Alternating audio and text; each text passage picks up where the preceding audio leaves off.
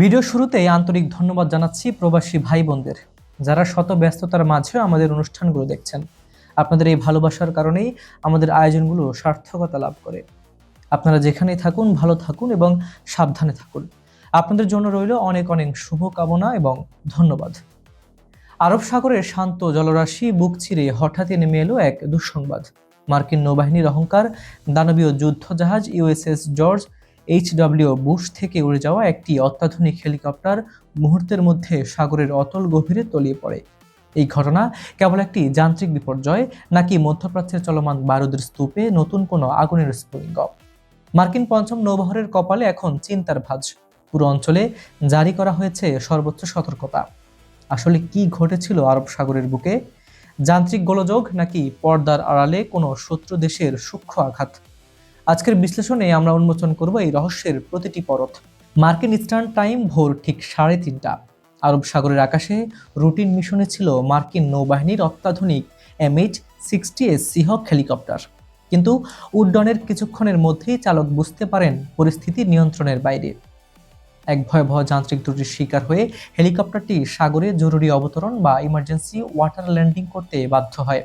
কিন্তু সামরিক পাইলটদের কাছে সমুদ্রের বুকে এই ল্যান্ডিং এক চরম আতঙ্কের নাম। হেলিকপ্টারটি পানির সংস্পর্শে আসার সাথে সাথেই তার ভারসাম্য হারিয়ে ফেলে। ভারী ইঞ্জিনের কারণে এটি টপ হেভি হয়ে যায় এবং মুহূর্তের মধ্যে উল্টে গিয়ে সাগরের নোনা জলে নিমজ্জিত হতে শুরু করে। বিশাল এক ধাতব দানব সাগরের বুকে আছড়ে পড়ার শব্দে স্তব্ধ হয়ে যায় চারপাশ। দুর্ঘটনার খবর ছড়িয়ে পড়তেই মার্কিন সামরিক মহলে তীব্র উত্তেজনা ও উদ্বেগ ছড়িয়ে পড়ে। মার্কিন পঞ্চম নৌবহর তাৎক্ষণিকভাবে এক জরুরি বিবৃতিতে জানায়, হেলিকপ্টারটিতে মোট 4 জন ক্রু সদস্য ছিলেন। তাদের মধ্যে 3 জনকে অত্যন্ত দ্রুততার সাথে জীবিত উদ্ধার করে যুদ্ধজাহাজ ইউএসএস জর্জ এইচডব্লিউ বুশে নিয়ে আসা সম্ভব হয়েছে। চিকিৎসকরা জানিয়েছেন, আহত হলেও তারা বর্তমানে আশঙ্কা মুক্ত এবং স্থিতিশীল অবস্থায় আছেন। কিন্তু ট্র্যাজেডি এখানে শেষ নয়। সমুদ্রের অতল গভীরে হারিয়ে গেছেন আরও একজন মার্কিন সেনা। প্রতিকূল আবহাওয়া, উত্তাল ঢেউ আর ঝড়ো হাওয়াকে উপেক্ষা করে নৌবাহিনীর দক্ষ ডুবুরি ও উদ্ধারকারী দল সাগরের তলদেশে নিখোঁজ সেনার সন্ধানে মরিয়া হয়ে উঠেছে। প্রতিটি সেকেন্ড যেন সেখানে একটি জীবনের মূল্যের সমান।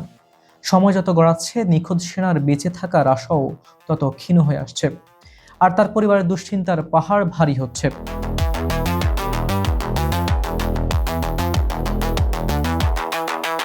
পঞ্চম নৌবহর দাবি করেছে, এই দুর্ঘটনার পেছনে কোনো শত্রুভাবাপন্ন দেশের হামলা বা শত্রুতার প্রাথমিক কোনো ইঙ্গিত পাওয়া যায়নি। মার্কিন বাহিনীর দাবি অনুযায়ী এটি নিখাদ একটি যান্ত্রিক গোলযোগ। তবে আন্তর্জাতিক সামরিক বিশ্লেষকদের মতে কিন্তু গভীর খটকা তৈরি হয়েছে। কারণ এই দুর্ঘটনাটি এমন এক সময় ঘটল যখন আমেরিকা এবং ইরানের মধ্যে অত্যন্ত নাজুক যুদ্ধবিরতি ও শান্তি আলোচনা চলছে। বর্তমান মধ্যপ্রাচ্যের যে রাজনৈতিক সমীকরণ, তাতে প্রতিটি ছোটখাটো ঘটনাও একটি বড় যুদ্ধের কারণ হতে পারে। হরমুজ প্রণালী, ওমান উপসাগর এবং আরব সাগরের এই অঞ্চলটি বর্তমানে বিশ্বের সবচেয়ে সংবেদনশীল রণক্ষেত্র। মাত্র কয়েক সপ্তাহ আগেই ওমান উপসাগরে মার্কিন সেনাবাহিনীর একটি AH-64 অ্যাপাচি হেলিকপ্টার ধ্বংস হয়েছিল, যাকে কেন্দ্র করে ডোনাল্ড ট্রাম্প ইরানকে সরাসরি দায়ী করেছিলেন।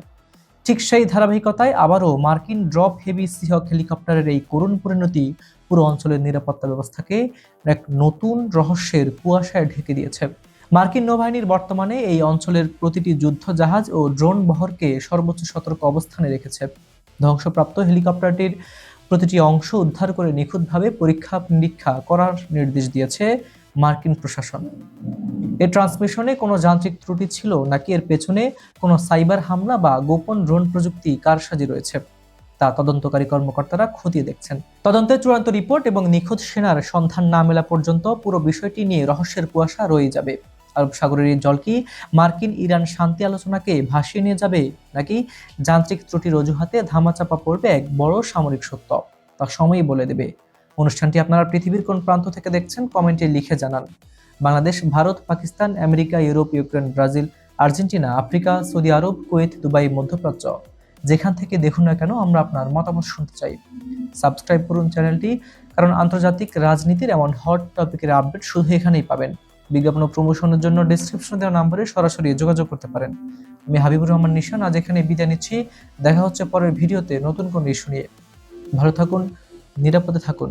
আল্লাহ হাফেজ।